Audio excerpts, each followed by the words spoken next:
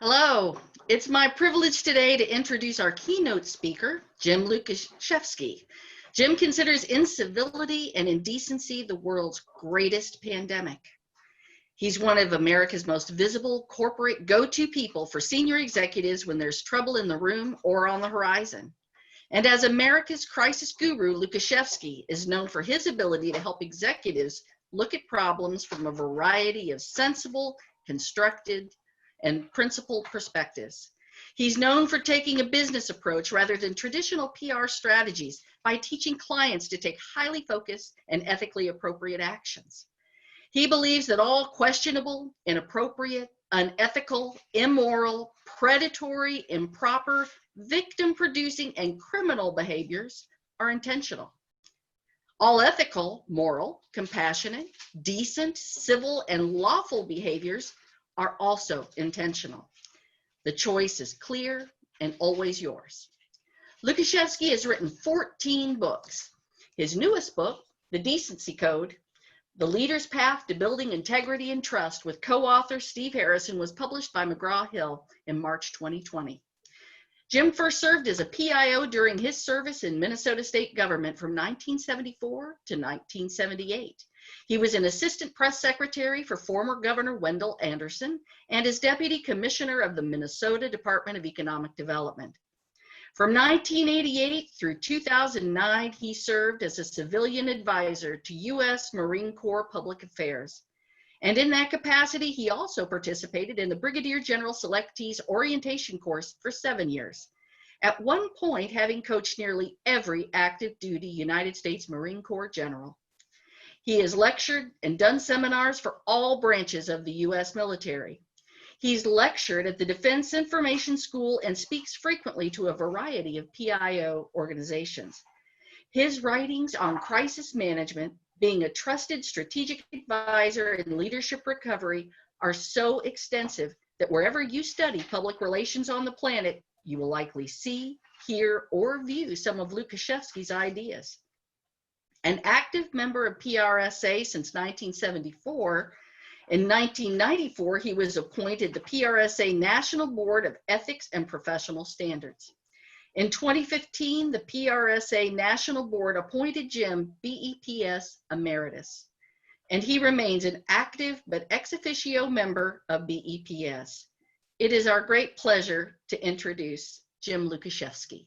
Welcome, Jim. Hey, thank you very much. Delighted to be with you. You know, actually, I've been a member of this section since 1990, when it was only public affairs. That it became public affairs and government, and for a while, maybe still is, was public affairs, government, and the military.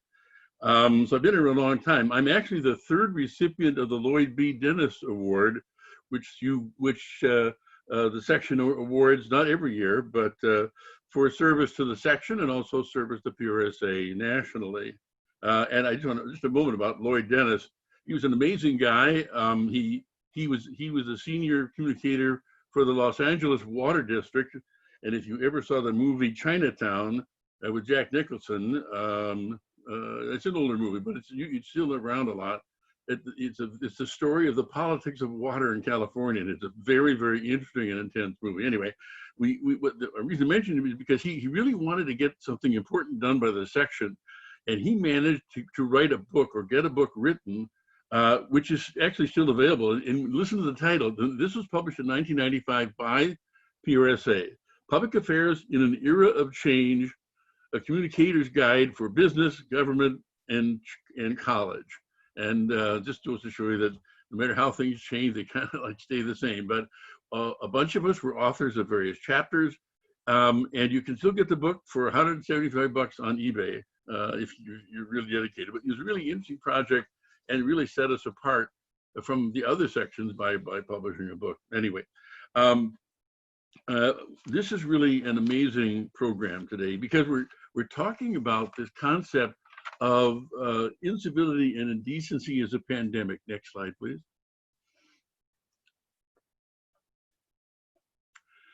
And there were actually multiple pandemics in the United States and around the world today.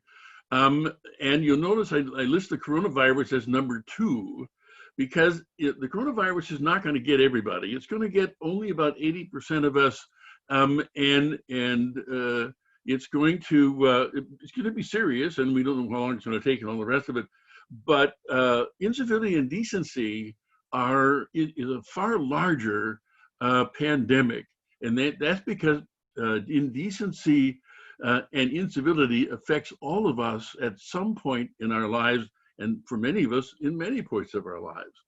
I think that I can classify sexual harassment as also in the pandemic category. It is unbelievably ubiquitous, and a problem we're going to have to address at some point down the road. We're starting to address it now, but we're just getting started.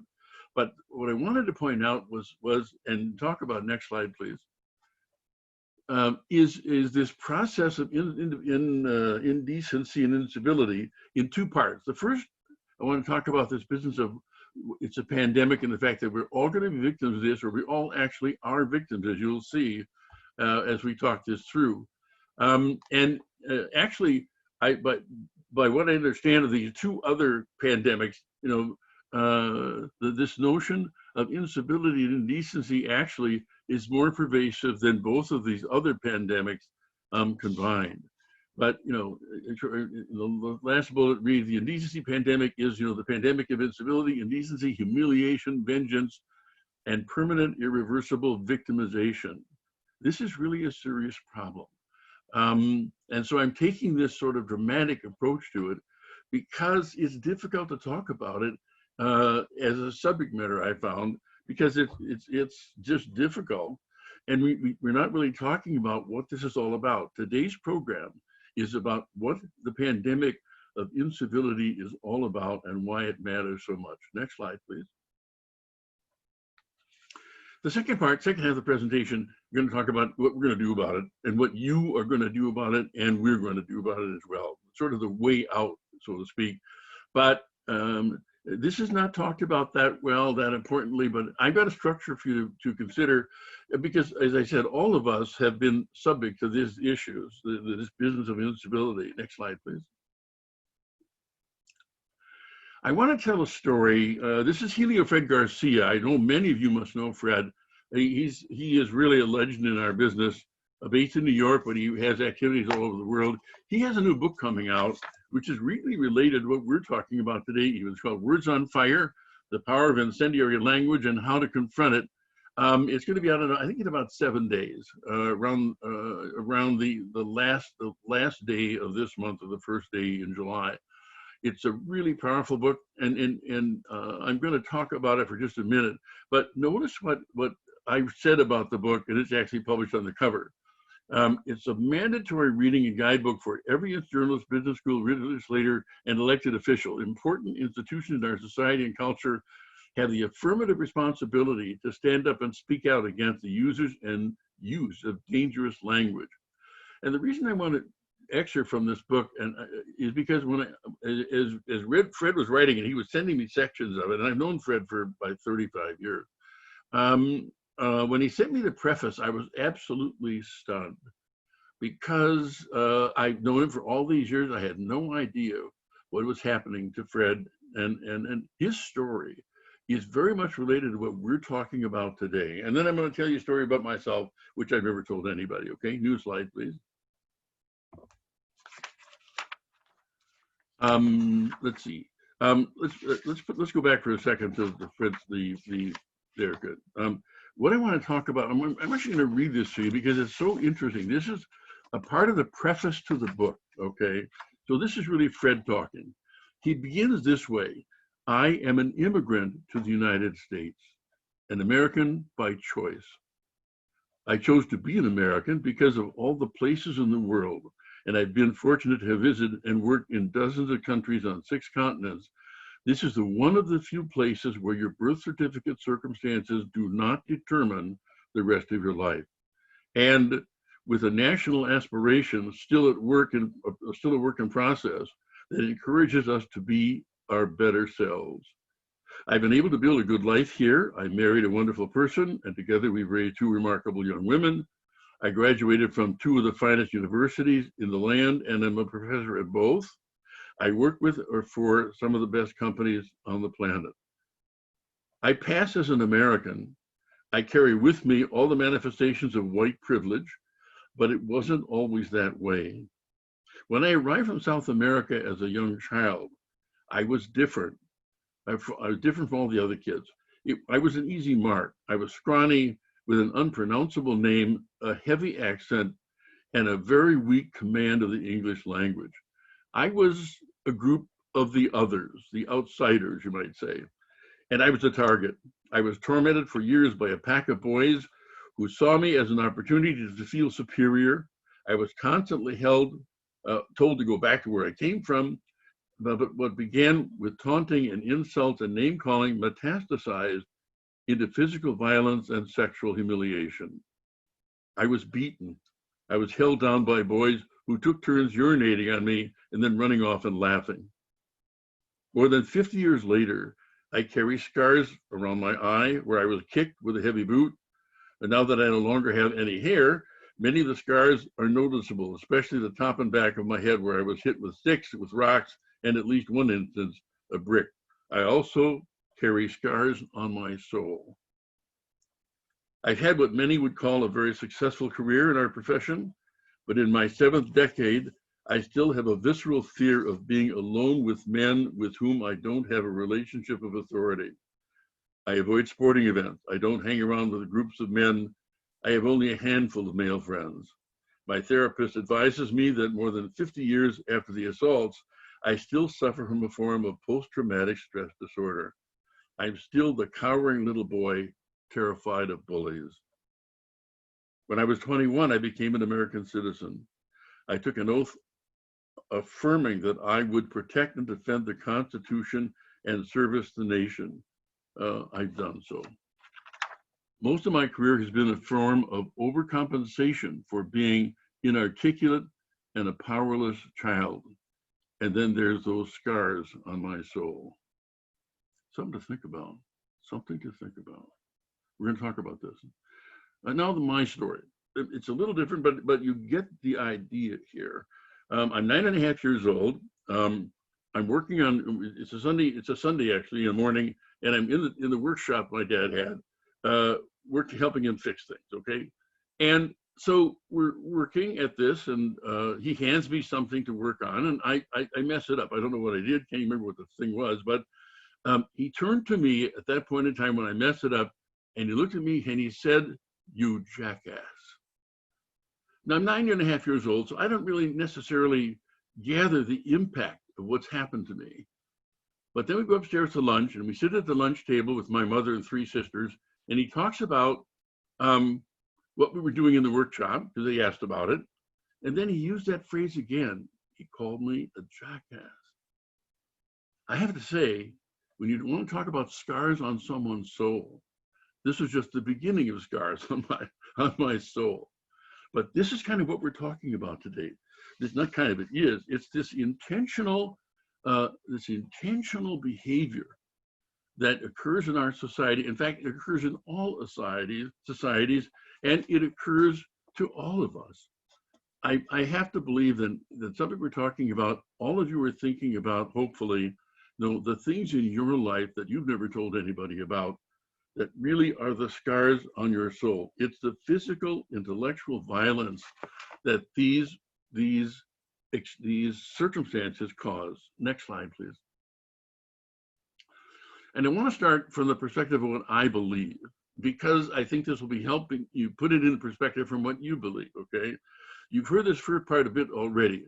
I believe that all misbehavior is intentional. I've been working in this field for 42 years. And, the list as you see it, and you heard it read earlier, all questionable, inappropriate, unethical, unconscionable, immoral, predatory, improper, victim-producing, and criminal behaviors are intentional. And an older teenager or an adult makes the decision to cross a line into this area. And if they're not caught, not exposed, not otherwise revealed, they'll cross that line again and again and again. By the same token, good behaviors are intentional. All ethical, moral, compassionate, decent, civil, and lawful behaviors are intentional. We choose to do these things. They don't really happen automatically. It's almost a choice, really, every single time. Uh, it just absolutely is. And the bottom line of this kind of line of thinking, from my perspective, is the choice is always clear and always yours. And I'm going to talk about how this gets muddied up. In most cultures, I get arguments about this choice is always clear and always yours. But unethical behavior does not happen by accident. And some of it's very egregious. I mean, Volkswagen altered 800,000 automobiles, and they initially blamed it on 6 guys going to one of their factories on a Saturday morning and fooling around. Well, when you take that on, the task of, by order of management, to alter these devices that measure environmental impact at the level of 800,000, it takes everybody in every factory and the total management commitment to getting this done. This was a major choice. There are other companies that I could name, but we'll leave it at Volkswagen for this particular exercise. But the choice is essentially always yours, and we'll talk about why so many people just go along. Next slide, please. There is a class of behaviors I refer to as unconscionable behaviors, which I believe are intrinsically unethical. These are behaviors, actions, decisions by those that vilify, damage, demean, you read the list, dismiss, humiliate, cause needless but intentional pain, express anger and irritation, bullying, negative, insulting, disrespectful, disparaging, tone-deaf behavior, no empathy. These are behaviors that are prevalent in our society.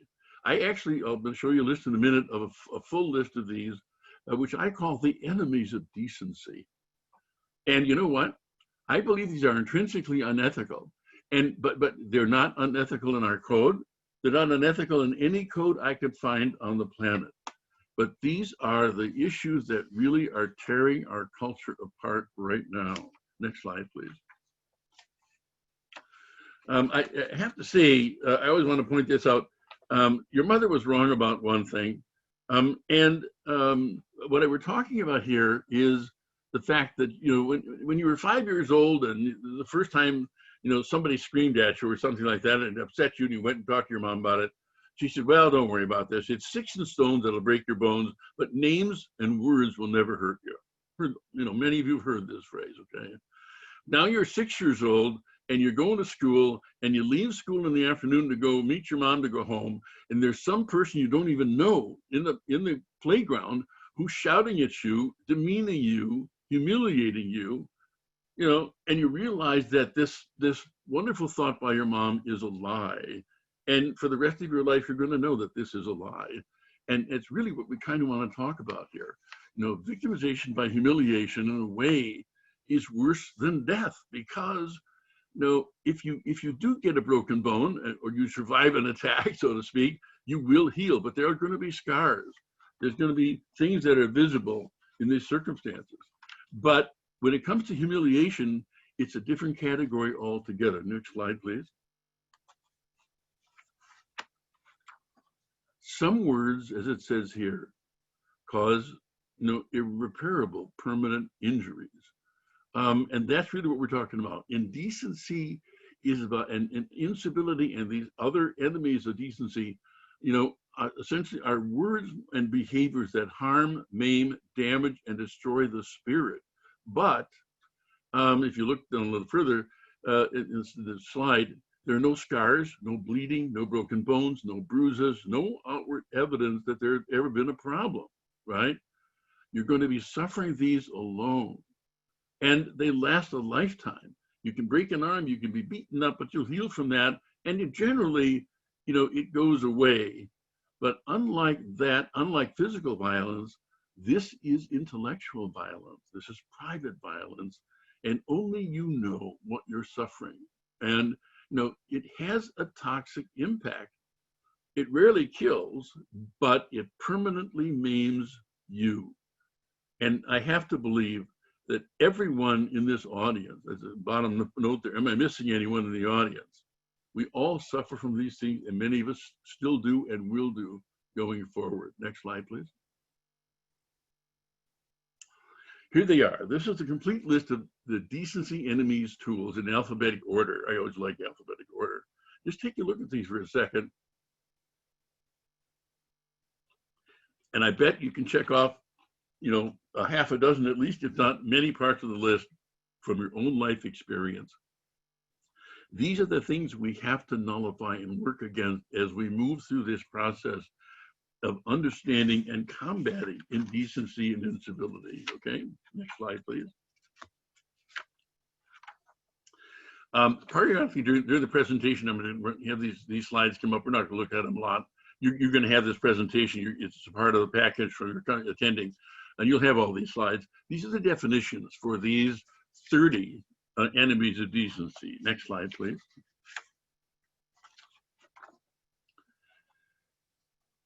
The opposite of civility and decency, as the slide says, is incivility and desperation. Okay, desperation. And we're, as a country, we're sort of suffering from this right now. Next slide, please. We're suffering from this epidemic, this pandemic of bullying in our culture. And these essentially are the bully's behaviors. Now, the thing about bullying is this. A lot of people look at bullying and think about the violence of it, but a lot of study of bullying by lots of credible organizations. And bullying is really only about 4 to 6% physical, but it's like 95% verbal. This is the powering part of bullying. Well, think about bullies in your life. We all have them. Some of them may have beaten you up, but most of them just are insulting. They're angry. They're demeaning. They're disparaging. They work to humiliate and vilify.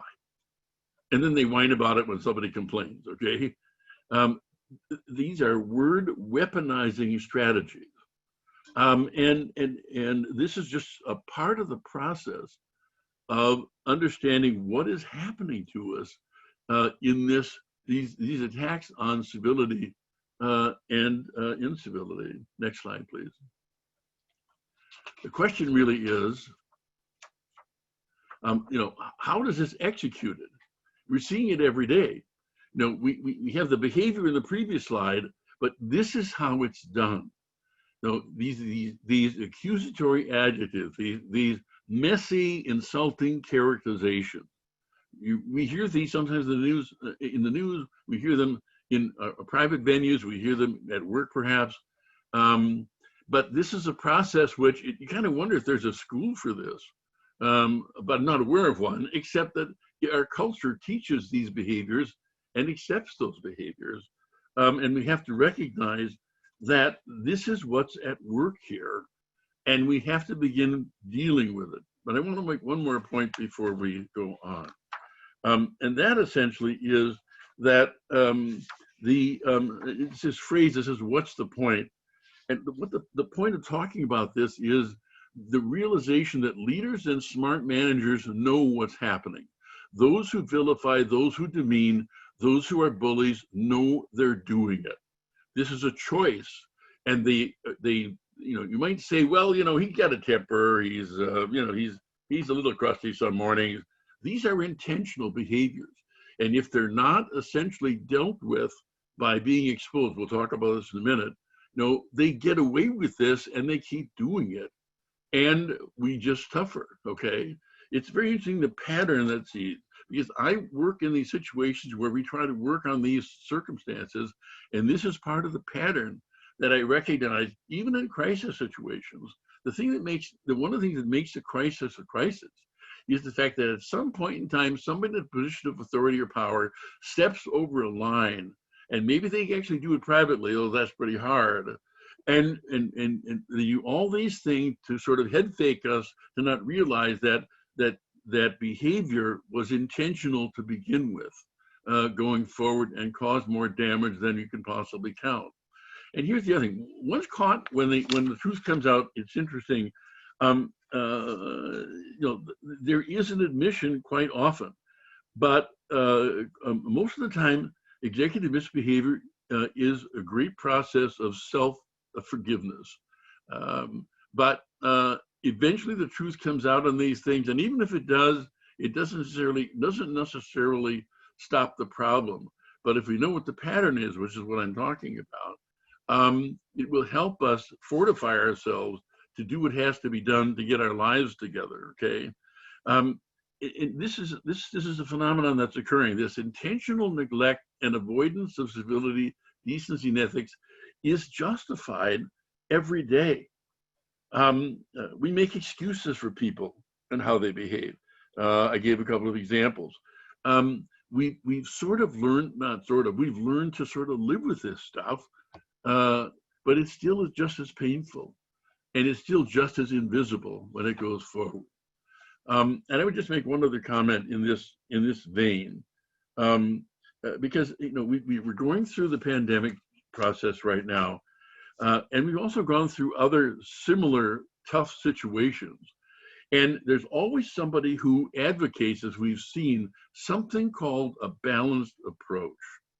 And this is extraordinary. It's like, I mean, I would say this is completely misunderstandable or unable to be understood, because the balanced approach essentially says that we're gonna essentially allow some lives to be taken or some health to be sacrificed so somebody can open a drugstore, right? I call it, our balanced approach right now means exchanging death for a dividend, okay? This is just utterly ridiculous. And at the very beginning of the pandemic, you may remember this, I mentioned I worked for many important companies, still do. But at the early part of the pandemic, when the Congress and the state legislatures were providing trillions of dollars, there was these enormous warnings from business people in particular, who said essentially, be careful now, because we don't want to have a cure that's worse than the disease. Okay, this is like 8 weeks ago. And now we have practically 130,000 dead. We have 300,000 people who are suffering. What could be worse than that? But it's so interesting how we make alibis that persist in giving us trouble and keeping us in trouble and not dealing with it. And I want to turn to that point right now. So please change the slide. How do we do this? How do we defeat decency's enemies? Let's start talking about 5 of the most important things you can do. The first one is to speak up.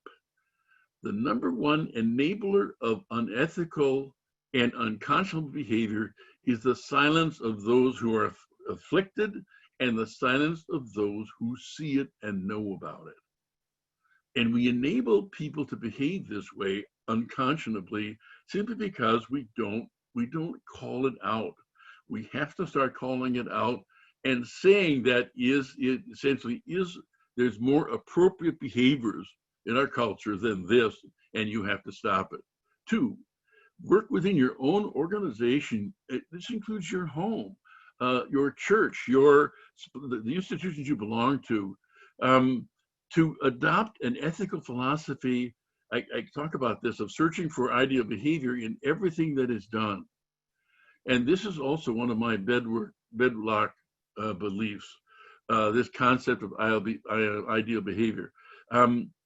It's actually the philosophy of 2 American philosophers from the last century, Will and Ariel Durant, who a married couple who specialized their entire career in writing the story of philosophy throughout the world. And it's like an 11-volume set, it's thousands of words, but Will Durant wrote a book ahead of it, a smaller book, just to explain what they were doing. And he explained what his philosophy of ethics was. And I'm familiar with lots of different philosophies and explanations of ethics, but I like his the best, and you ought to write it down.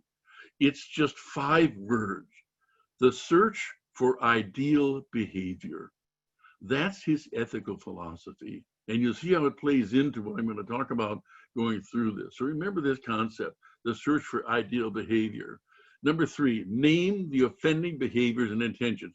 I gave you a list of the enemies of decency. This is a very important list, because oftentimes we criticize people for being offensive or being mean or being tired or whatever it is, but we're copping out. We have to name the behaviors so that we get used to the people perpetrating these behaviors, to hearing it and understanding that it is simply not acceptable. Fourth, seek out, establish, and support leaders who visibly and aggressively champion civility, decency, and integrity.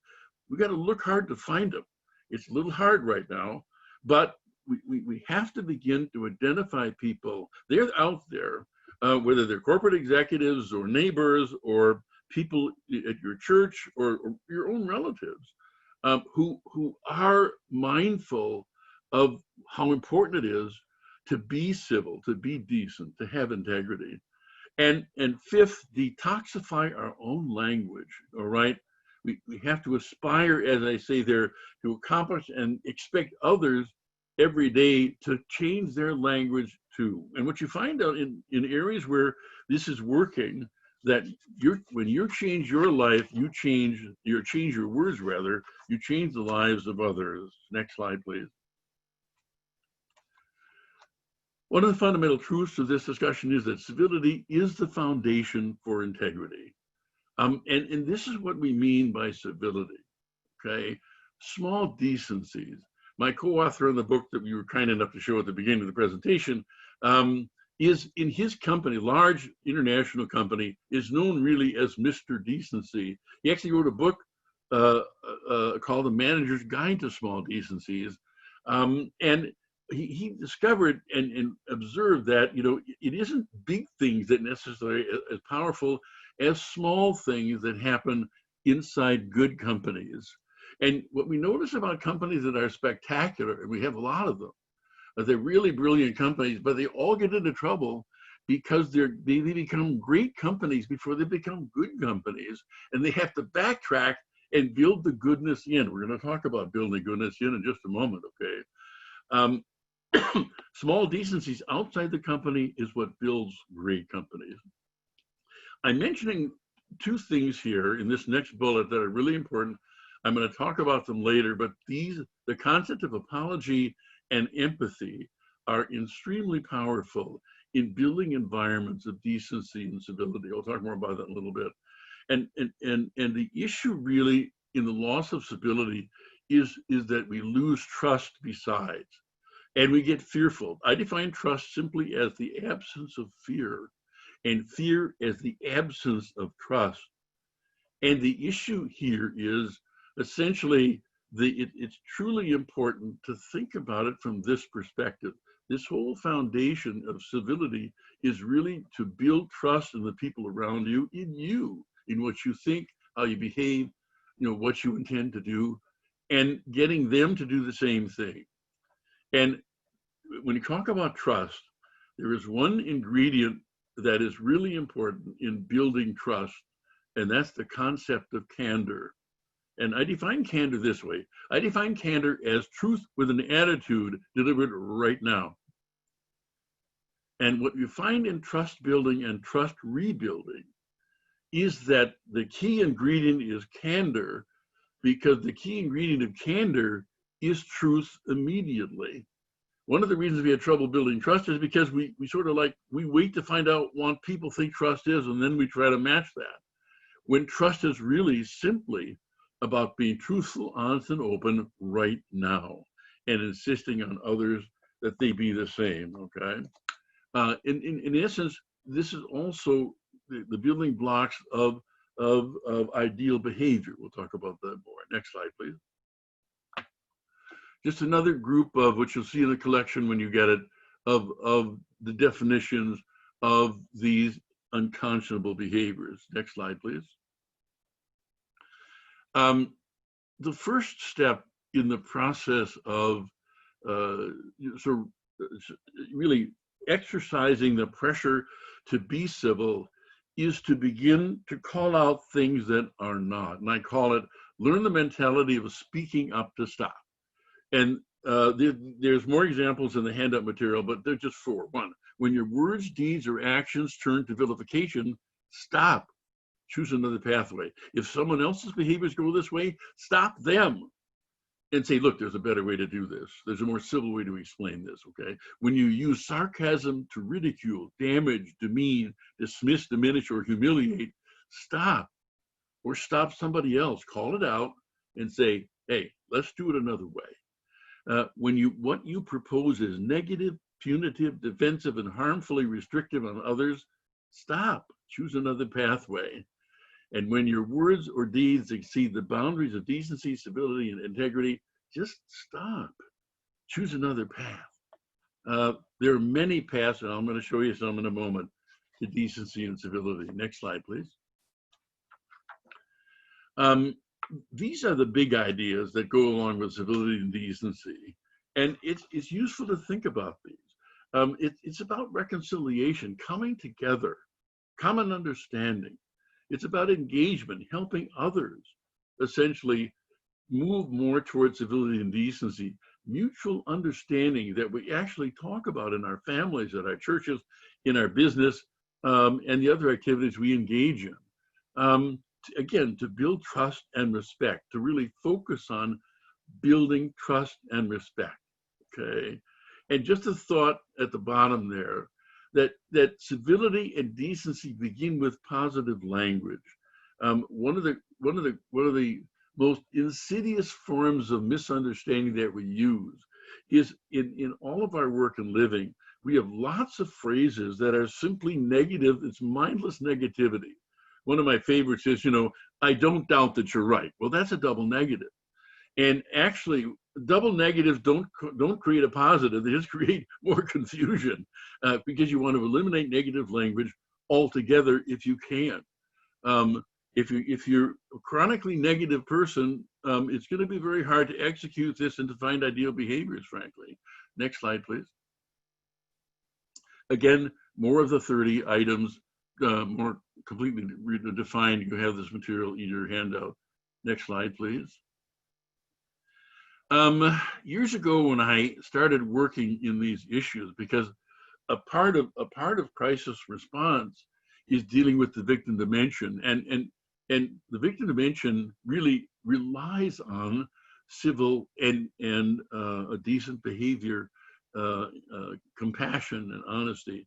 And so the question I was constantly asked by people, well, what do you mean? What is civility anyway? So I came up with this creed, you might say, of civility. And I'm going to read it out loud because this is something you want to cut out, paste on your mirror, and put on your desk, okay? The true test of civility is a commitment to verbal, written communication and actions that are positive and declarative, and behaviors that are simple, sensitive, sensible, constructive, helpful, empathetic, and benefit the recipient out of proportion positively to the sender, and the sender is you, okay? And so what this really reflects is a series of questions you have to ask yourself based on this creed, which help you decide. And so these are questions about what you decided to do or what you're considering doing. You're asking yourself, is it sensitive? Is it sensible? Is it constructive? Is it compassionate? Is it helpful? Is it empathetic? Does it benefit the recipient more than you in the process? Next slide, please. This is again, back to the concept of search for ideal behavior, right? And when it comes to ethical behavior, there are certain things that happen to us that allow, and a part of the pattern of determining ethical behavior, that are really important, and they're also related directly to this concept of searching for ideal behavior. And you can read the questions you're asking yourself on these cards. Is your tummy okay with what you're about to decide, do, or suggest? For most of us, how our stomach fares tells us whether this is the right thing to do or we need to do something else, right? Is what you're planning to do simple, sensible, constructive, right? Is what you're planning on doing, promoting, or imposing something your mother would endorse or approve of? Does it pass the straight-faced eye contact test? I would call it the laugh test. Moms are interesting because Um, when we're dealing with crises, we're dealing with senior people. And one of the things we know about from studies of senior executives is that if they have a mom who's alive, male or female executive, they're closer to their mothers than their fathers and other people in their lives.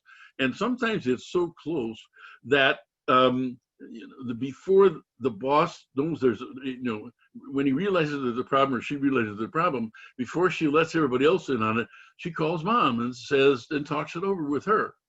And it's so interesting because when I come aboard to handle the crisis situation, generally they try a lot of things to avoid doing anything.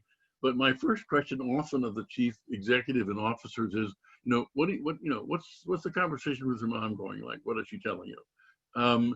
It's a little startling for them, but the fact is, the only person whose career is on the line in a crisis is the person who runs the place. They don't fire PR, they don't fire HR.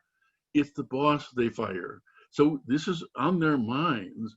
And one of the two people who will talk to them in an encouraging fashion is their mother. So often I talk about this and mention moms, okay? Just to continue the list, does it avoid questions? Are you kidding? What are you thinking, right? You've heard these questions before. Does it meet the requirements of the decency code, which is explained in the book that we wrote? Civility, compassion, empathy, honesty, humility, and is it principled, right? Does your mother know? What did she say? What would she say, right? Next slide, please. I mention these again because these are so powerful, apology and empathy. And I just mentioned this quickly because typically these are the last two things we think about, but we've learned in crisis management that if you fail in the apology and you fail on the empathy area, you will always be remembered as a failed response, even if technically it's a perfect response. We tend to respond with data rather than apologize. We tend to respond with facts rather than empathize. And mind my definition of apology. The atomic energy of empathy, apologies tend to stop bad things from starting and starting bad things to stop. And my definition of empathy is different. Typically, we define empathy as putting ourselves in somebody else's shoes, which is impossible. And you can't do it in decency because you don't know what the damage is. You can't see it, right? Empathy is a positive, constructive action. These are positive construction actions and deeds that demonstrate civility, decency, and integrity while speaking louder than words possibly can. So many of us use these good things we do as big communication points. My advice always is, if it really is an act of empathy, then it will speak much louder than your public relations communications program can ever do. And sometimes we have to let people, the beneficiaries of our behavior, speak for us and speak with us. Empathy is extremely powerful. And if your activities are absent empathy, you have a problem. And again, this notion that ethics is always the search for ideal behavior. Next slide, please. This is just kind of a repeat of what I talked about. You have to do these things in all of the places you are, but the benefits are really obvious and they're not so well known, but there's more and more studies that demonstrate that workplaces, homes, and organizations where there is integrity and civility, they're safer places to be, they're more ethical, and they're great places just to hang around in or work in, for example. People want to be in places like this. Those who lead with genuine integrity, civility, and respect, it says here essentially, are more likely to be ethical decision makers and make your life easier. Next slide, please. Here's my list of what I call the ingredients of goodness. And look at this list. You can do everything here. This is really not difficult at all, but this is sort of your recipe of goodness. The things that make a place civil are these kinds of behaviors, okay? Next slide, please. The question always, okay, fine, I see the list, Jim, but how do I actually, what do I do? So here's what you do. Here's how you behave. Here's how you talk, right? How can I help you? I can do that. I'm sorry, my pleasure. Please ask me. Please let me help you. Please forgive me, thank you. You can read these things, but this is what puts decency into action. Just these simple, positive suggestions and offers. Something to really think about. Next slide, please. Okay, so this is my lexicon of civility and decency. We're not going to really dwell on it, but when you want to know the extent of your opportunity for civility and decency, here's a list of some 32 items that fall in this category, and you can do all of them, but at least some of them. And when there's any doubt at all, default to this list before you make your decision, okay? Next slide, please. Here it is. Change your words, change your world, right? If the perpetrator of the indecency is someone you know, find someone else to know. If the perpetrator is somebody you buy from someplace else. If the source is someone in public life, disavow them as vocally as you can. If the source is someone who calls you a friend, find new friends. If the source is someone from your local pulpit, find another pulpit. If the source is in the media, a media platform, a celebrity, cross them off your list, change the channel, right? And if where you work or what you do is unconscionable, leave. Find happiness elsewhere. These are words to live by. Next slide, please. And here again, change your words, change the world of others. Spend your time building a better life for the people around you first, and then branch out to others. And some real wisdom here. Predators and perpetrators are superb con artists. Call them out, root them out, stop repeating and validating their lies. And perpetrators, predators, public figures, and leaders never really change. Many of us in public affairs, we stay places out of the dedication to the notion that we can make it better.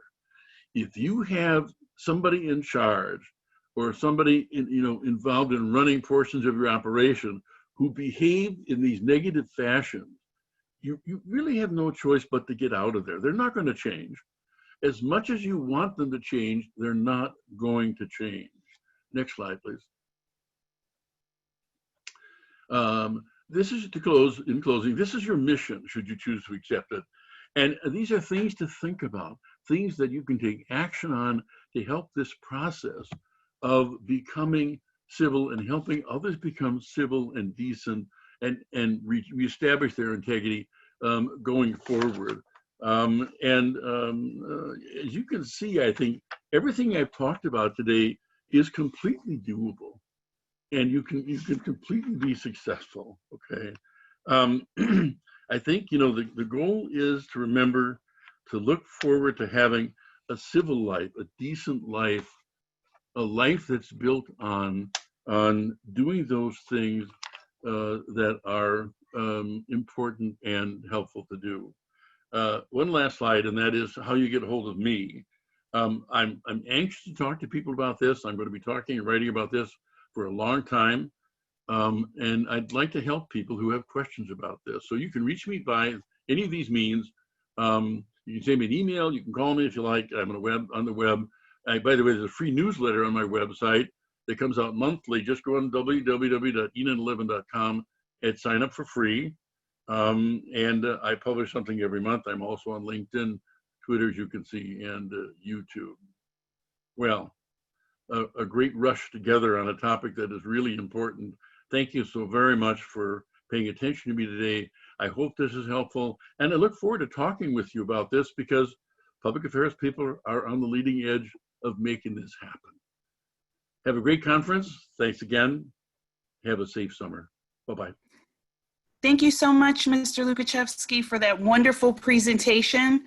To all of our attendees, we will be taking a 5-minute break. You can join us at the next session starting at 2:02 p.m. Eastern Time. Thank you.